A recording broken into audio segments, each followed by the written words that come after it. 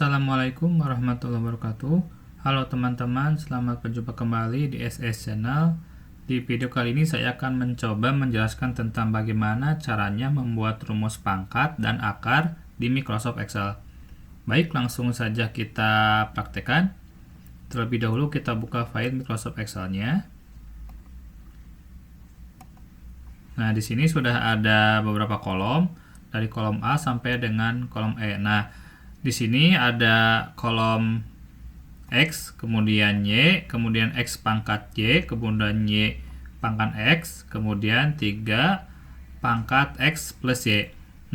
Untuk mengisi kolom ini, kolom X pangkat Y, kemudian Y pangkat X dan yang ini, kita bisa menggunakan menu bantuan yang ada di keyboard.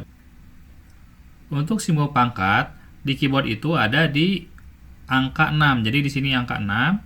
Nah, ketika kita akan menggunakan simbol pangkat, kita hanya tinggal mengklik shift kemudian tekan angka 6. Baik, di sini kita mulai saja. Di sini adalah X pangkat Y. Jadi sama dengan kemudian X, lalu berikutnya shift dan Y. Kemudian tekan enter. Nah, jadi hasilnya itu adalah 1024. 1024 ini adalah 4 kali 4, kemudian kali 4, kemudian kali 4, dan kali 4 kembali. Nah, ini hasilnya adalah 1024. Kemudian kolom ini, Y pangkat X, caranya sama dengan yang tadi. Ketik sama dengan, kemudian klik ini. Kemudian berikutnya adalah tekan di keyboard shift, kemudian angka 6, lalu tekan X, kemudian tekan enter. Nah, ini hasilnya adalah 625.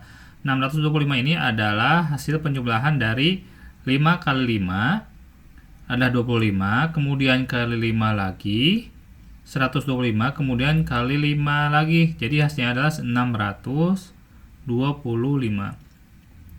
Kemudian untuk pengisian yang ini, caranya sama, ketik sama dengan, kemudian 3, kemudian kemudian tekan shift, plus 6, kemudian kurung buka, lalu tekan 4, dan tambah 5 kurung tutup, dan tekan enter. Nah, hasilnya adalah 19.683. Itu untuk pengisian pangkat. Kemudian bagaimana caranya ketika misalkan kita akan melakukan hasil dalam bentuk akar. Di sini ada akar 36, kemudian 3 akar pangkat jadi 512. Jadi biasanya ketika misalkan 36 pangkat 2 ini tidak dituliskan.